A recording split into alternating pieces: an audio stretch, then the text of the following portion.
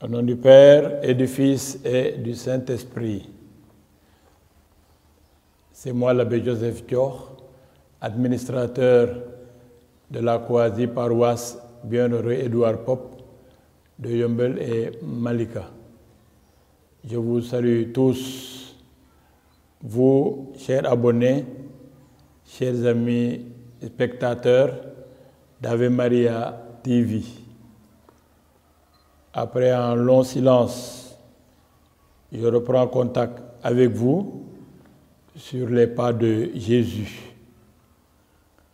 Je vais avec vous reprendre la parabole du semeur proposée à notre méditation en ce 15e dimanche du temps ordinaire, année A. Écoutons et recevons le passage d'évangile tiré de Matthieu 13, du verset 1 à 23.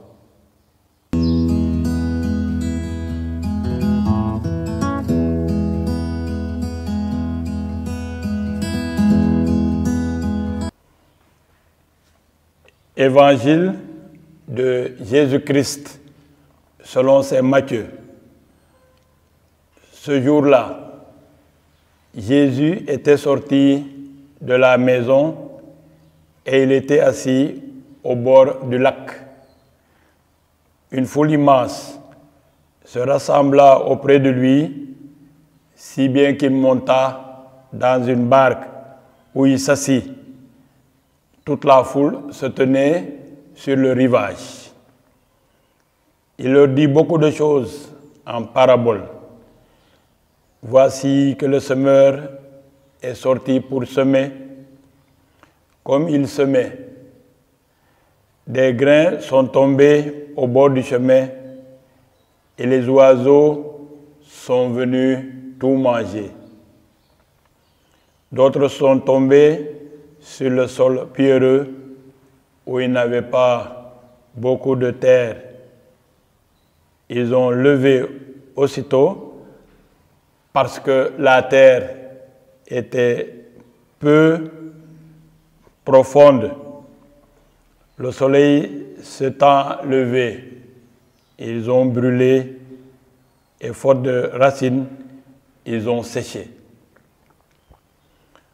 D'autres grains sont tombés dans les ronces. Les ronces ont poussé et les ont étouffés. D'autres sont tombés sur la bonne terre et ils ont donné du fruit à raison de 100 ou 60 ou 30 pour an. Celui qui a des oreilles, qu'il entende. Les disciples s'approchèrent de Jésus et lui dirent: pourquoi leur parles-tu en parabole? Il leur répondit: à vous, il est donné de connaître les mystères du royaume des cieux, mais à eux, ce n'est pas donné. Celui qui a recevra encore, et il sera dans l'abondance, mais celui qui n'a rien se fera enlever même ce qu'il a. Si je leur parle en parabole, c'est parce qu'ils regardent sans regarder, qu'ils écoutent sans écouter et sans comprendre. Ainsi s'accomplit pour eux la parabole du prophète Isaïe. Vous aurez beau écouter, vous ne comprendrez pas. Vous aurez beau regarder, vous ne verrez pas. Le cœur de ce peuple s'est alourdi et ils sont devenus des oreilles dures. Ils se sont bouchés les yeux pour que leurs yeux ne voient pas, que leurs oreilles n'entendent pas, que leur cœur ne comprenne pas et qu'ils ne se convertissent. Sinon, je les aurais guéris. Mais vous, heureux, vos yeux, parce qu'ils voient, et vos oreilles, parce qu'elles entendent. Amen, je vous le dis. Beaucoup de prophètes et de justes ont désiré voir ce que vous voyez et ne l'ont pas vu, entendre ce que vous entendez et ne l'ont pas entendu. Vous donc écoutez ce que veut dire la parabole du semeur. Quand l'homme entend la parole du royaume sans la comprendre, le mauvais survient et s'empare de ce qui est semé dans son cœur.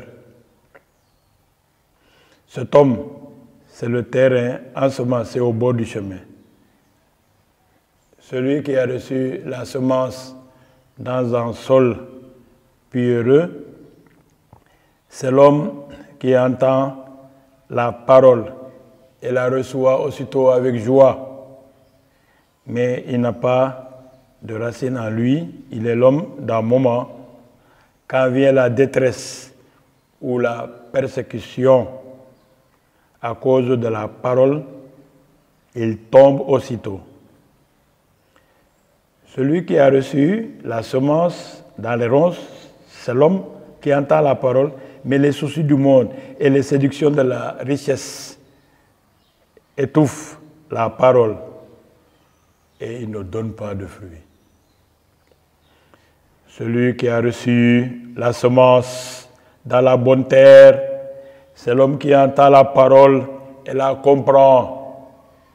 Il porte du fruit à raison de 100 ou 60 ou 30 pour an. Parole du Seigneur Tout-Puissant, nous rendons grâce à Dieu.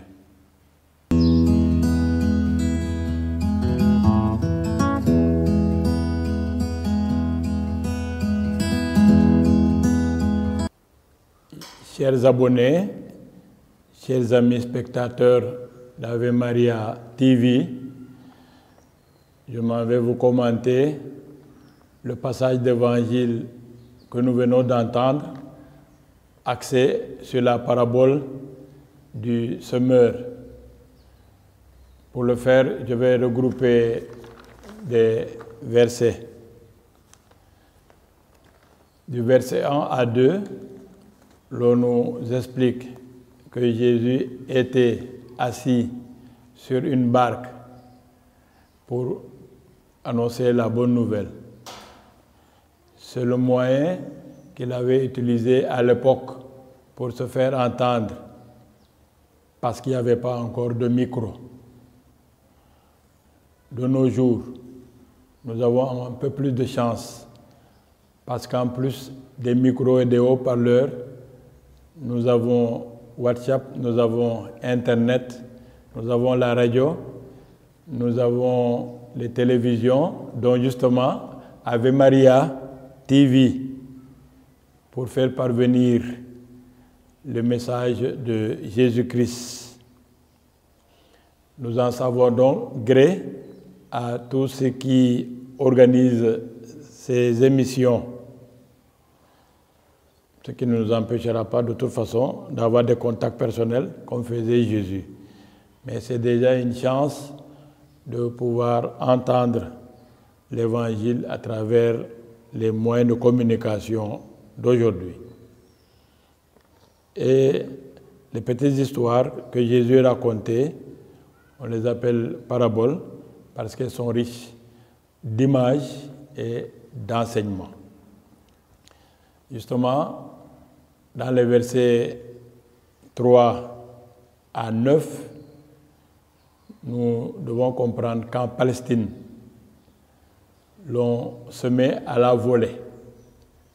Et c'est la raison pour laquelle des graines pouvaient tomber dans des ronces, dans des sols pierreux ou alors dans la bonne terre. C'est pour dire donc toutes les situations que pouvait retrouver la parole de Dieu, la parole que Jésus annonçait suivant les personnes qu'il rencontrait. Mais ça montre également tous les obstacles que Jésus aussi pouvait rencontrer pour que sa parole puisse percer. Et c'est un avertissement pour les apôtres, pour nous autres également, qui aujourd'hui sommes férus d'efficacité. Notre parole également peut rencontrer des obstacles, des terrains pas toujours favorables. Mais à force de prêcher, à force de faire entendre cette parole finit toujours par tomber dans une bonne terre, c'est-à-dire une oreille attentive.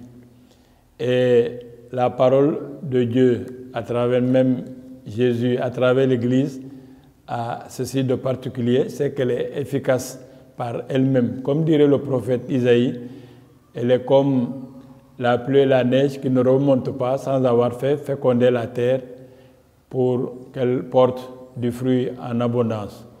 Et effectivement, cette parole a eu à changer de personnes ou de communautés. Ainsi donc, saint Antoine, le moine qui s'est enfoncé le premier dans le désert d'Égypte, avait entendu cette parole de Dieu, va, vends, donne tout cela aux pauvres et va suivre le Christ. Et c'est comme ça qu'il s'est fait moine. Le premier même, comme je disais tantôt. Mais nous savons aussi que des personnes ont eu à changer de vie, à se réconcilier, parce qu'ils avaient entendu Jésus dire qu'il faut pardonner jusqu'à 77 fois 7. Mais cette parole est surtout efficace parce que au moment où le prophète Isaïe justement comparait la parole de Dieu à la pluie et à la neige, le peuple d'Israël était fait esclave à Babylone et par le prophète, Dieu expliquait qu'il allait délivrer ce peuple de l'esclavage au moment où il s'y attendait le moins. Et c'est ce qui s'est réalisé. Le peuple a été libéré et il est revenu donc en terre de Palestine. Donc la parole de Dieu a ceci d'efficace. Mais comme Dieu attend toujours notre collaboration, comme Dieu veut que nous jouions aussi notre participation, il voudrait aussi que nous soyons une terre favorable pour recevoir cette parole, pas seulement la recevoir, mais aussi la comprendre. Alors, comme la parole de Dieu, elle est difficile à saisir, à comprendre, nous devons nous faire accompagner par des plus avertis. Mais encore, nous pouvons aller lire des textes, des commentaires de ces paroles. Alors, il faut dire que ce n'est pas ce qui manque dans l'Église catholique. Il y a beaucoup de livres à notre portée qui peuvent nous expliquer cette parole de Dieu.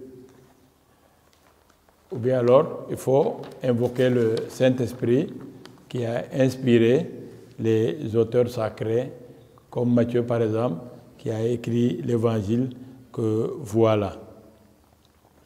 Alors, sachez, chers abonnés, chers spectateurs, que quand les apôtres, nous autres, annonçons l'Évangile, c'est Jésus lui-même qui, par nos bouches, par nos moyens de communication, vous adresse également sa parole, que cette parole tombe dans votre cœur comme dans une terre favorable, comme dans une terre féconde, pour que cette parole-là porte du fruit de pardon, des fruits de réconciliation, surtout entre hommes et femmes, des fruits aussi de dons généreux.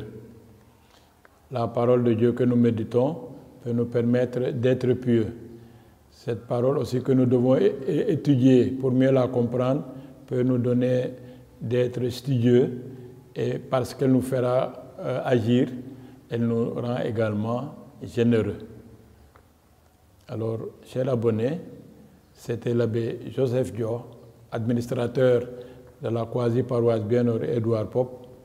Je vous remercie de votre aimable attention. Soyez une terre favorable, capable d'accueillir la parole de Dieu et une oreille toujours attentive à la parole de Dieu qui est si efficace. Amen. Et que le Seigneur vous bénisse, le Père, le Fils et le Saint-Esprit. N'oubliez pas de vous abonner à Ave Maria TV et à la prochaine.